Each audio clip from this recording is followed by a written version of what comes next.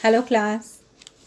पिछली क्लास में हम लोगों ने डिस्कस किया था intelligence, meaning, concept, types and theories of intelligence. 3 theories हमने डिस्कस की थी, यूनिफैक्टर, 3 फैक्टर एंड मल्टी फैक्टर। अब इसका जो अगला पार्ट है जो सिलेबस में हमसे पूछा गया है, that is IQ and measurement of IQ. So let us start. IQ जिसे हिंदी में बुद्धि लब्धि कहते हैं, इंटेलिजेंस क्वोशंट जिसे हम लोग कहते हैं।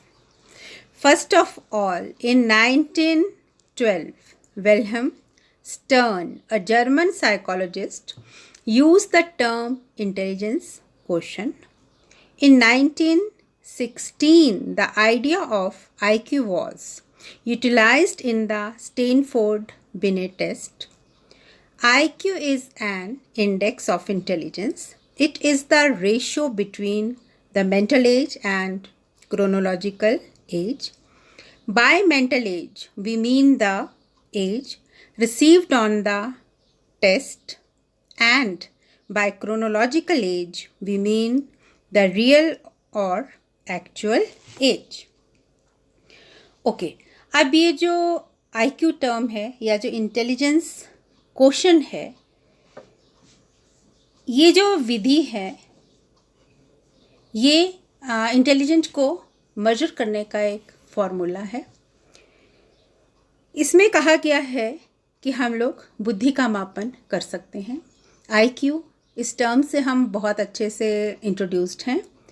जब हम इंडिविजुअल डिफरेंसेस की बात करते हैं, कोई बच्चा सुपीरियर है, कोई बच्चा एवरेज है, कोई स्लो लर्नर है, कोई डल है, तो ये जो क्लासिफिकेशन करी जाती है ये IQ के आधार पर हम करते हैं। और IQ को प्राप्त करने के लिए एक फॉर्मूला अप्लाई किया जाता है। उस फॉर्मूला को अप्लाई करने के लिए हमें जो 3 तत्व हैं या डोमेन्स हैं वो चाहिए रहते हैं। वो 3 क्या हैं? पहला हमारा है हमारे पास जो मेंटल एज है या मेंटल एबिलिटी है, उसका पाया जाना कि हमारे पास जो मानसिक आयु है वो हमारे पास हो। दूसरा है क्रोनोलॉजिकल एज, मतलब जो हमारी वास्तविक आयु है, ये हम सबके पास रहती है। ये 2 चीज़ें हमारे पास होंगी तो तीसरा जो तत्व हमें प्राप्त होगा वो है इंटेलिजेंस क्वोशंट या बुद्धि लब्धि। अब जो मेंटल एज है, ये मेंटल एज हमें कहाँ से प्राप्त होती है या मेंटल एबिलिटी भी हम इसे कहते हैं, ये थ्रू इंटेलिजेंस टेस्ट हम प्राप्त करते हैं। इंटेलिजेंस टेस्ट हमारे पास रहते हैं, हमारे कॉलेज में भी हैं। आजकल कुछ सिचुएशन ऐसी है कि घर से आपको पढ़ाना पड़ रहा है, अदरवाइज़ लैब में ये बहुत सारे हमारे पास टेस्ट हैं, कंडक्ट किए जाते हैं।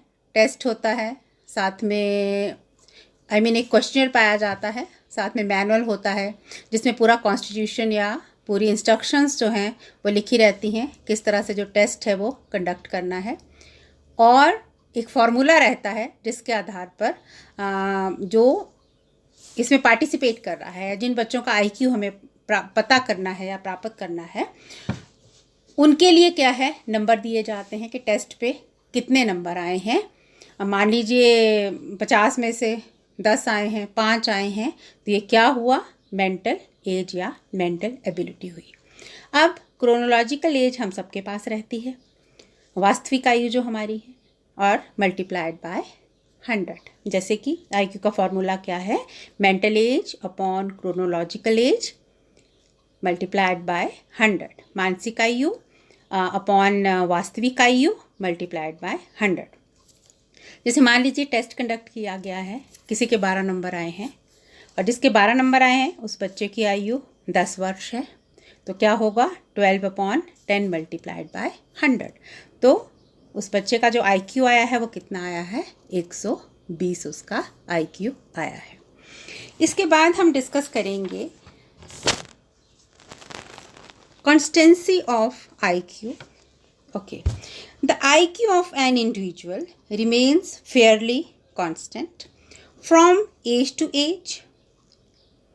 जो हमारा IQ है ये क्या है, निरंतर रूप से चलता रहता है। आगे बढ़ता रहता है। और प्राय हर उम्र में क्या है, जो हमारा आईक्यू है वो एक जैसा ही रहता है। अगर बचपन में हम डल हैं तो एडल्ट होकर भी हम डल ही रहेंगे। अगर बचपन में हम ब्राइट हैं तो एंड तक हम ब्राइट रहेंगे। ये जो आईक्यू की निरंतरता की बात की गई है, ये कुछ एक स्टडीज़ के आधार पर करी गई है, बट कुछ नए इन्वेस्टिगेशंस और नए प्रयोग हुए हैं जिनमें कैटल और डिक्सन का बहुत बड़ा कंट्रीब्यूशन या बहुत अधिक कंट्रीब्यूशन रहा है। उन रीसेंट इन्वेस्टिगेशंस के आधार पर ये कहा जाता है कि the value of the IQ of an individual can change with in a range of 10 points, कि असाधारण स्थितियों में, इन सम एक्सेप्शनल केसेस, हम सब जानते हैं एक्सेप्शंस आर देयर, में आईक्यू में थोड़ी बहुत जो वेरिएशन है वो पाई जाती है, थोड़ा बहुत जो फेरबदल है वो चलता रहता है। अब हम डिस्कस करेंगे कैरेक्टरिस्टिक्स ऑफ आईक्यू, कि जो आईक्यू है उसकी विशेषताएं क्या क्या हैं। तो सबसे पहली विशेषता जो है वो है बौद्धिक योग्यता का अनुमान, इंटेलिजेंस एबिलिटी। ओके, इसके द्वारा, आईक्यू के द्वारा क्या है, हम किसी व्यक्ति की जो बौद्धिक योग्यता है उसका अनुमान जो है वो लगा सकते हैं। दूसरा है मेंटल ग्रोथ, मानसिक वृद्धि। हम किसी भी व्यक्ति की मानसिक जो वृद्धि है, जो मेंटल ग्रोथ हो रही है, उसके विषय में भी जानकारी प्राप्त कर सकते हैं। थर्ड कैरेक्टरिस्टिक है मेंटल स्टेटस, मानसिक स्तर जो व्यक्ति का है वो बताती है। अगला है कॉग्निटिव एबिलिटी, जो बौद्धिक योग्यताएं हैं उनके विषय में बताती है। कांस्टेंट, स्थिर, तकरीबन क्या है, ये कांस्टेंट रहता है, ये स्थिर ही रहता है। इसके बाद आते हैं हम लोग अगले पार्ट के ऊपर, जो है फैक्टर्स अफेक्टिंग आईक्यू। बुद्धि लब्धि को कौन कौन से वो तत्व हैं जो प्रभावित करते हैं, जैसे एजुकेशन, जो शिक्षा है वो बुद्धि लब्धि को प्रभावित करती है। अच्छी शिक्षा प्राप्त कर रहे हैं तो बुद्धि लब्धि में थोड़ा बहुत जो परिवर्तन है वो आ सकता है, as we discussed before on the basis of recent studies of Dixon and Cattell। इसके बाद है ट्रेनिंग। हाँ जी, जो ट्रेनिंग है, जो प्रशिक्षण है, वो भी आईक्यू को प्रभावित करता है। इसके बाद अगला है इन्वायरमेंट। अगर घर का इन्वायरमेंट है या स्कूल का इन्वायरमेंट है, लॉजिकल थिंकिंग को बढ़ावा दिया जाता है, क्रिटिकली चीज़ों को एनालाइज करते हैं, एजुकेटेड हैं, अच्छी बातें होती हैं, तो उनसे भी क्या है, जो हमारी बुद्धि है उसमें बढ़ोतरी होती है। Then occupation and IQ. Occupation का भी आईक्यू के साथ काफ़ी क्लोज रिलेशन है।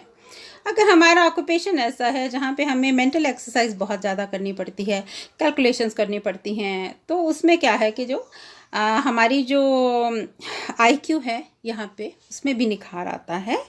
देन अर्बन और रूरल जो कंडीशंस हैं वो भी कहीं ना कहीं प्रभावित करती हैं। हम बार बार डिस्कस कर चुके हैं या करते हैं, इंडिविजुअल डिफरेंसेस में भी हमने डिस्कस किया था, इंटेलिजेंस में भी डिस्कस किया शुरू में हमने, कि जो हमारा व्यक्तित्व है उसके ऊपर किस क्षेत्र से हम बिलोंग करते हैं, हमारी ब्रिंगिंग अप कहाँ हुई है, स्कूलिंग कहाँ हुई है, अर्बन एरिया को बिलोंग करते हैं, रूरल एरिया को बिलोंग करते हैं, उनमें जो दोनों चीज़ों में जो अंतर पाया जाता है, उसी तरह से क्या है हमारे आईक्यू को भी क्या है, ये जो चीज़ें हैं ये प्रभावित करती हैं। अब हम वापस आते हैं आईक्यू के ऊपर, जो हमने अभी फार्मूला डिस्कस किया।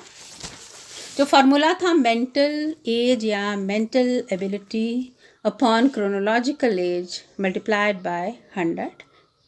इस फार्मूला के द्वारा क्या है, हम लोग आईक्यू जो है वो प्राप्त करते हैं।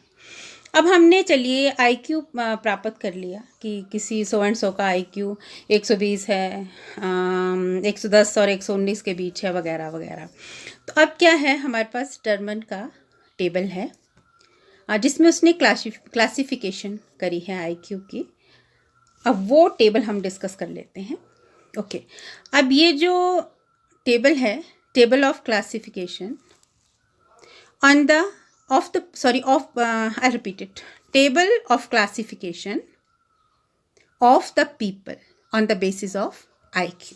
अब इस टेबल की जानकारी अगर हमें होगी तो हमारी जो भी IQ आएगी हमें बहुत जल्दी पता चल जाएगा कि जो आदमी है या जो व्यक्ति है या जिसका भी हमने IQ प्राप्त किया है वो किस कैटेगरी या क्लासीफाई जब हम कर रहे हैं तो कहाँ पे वो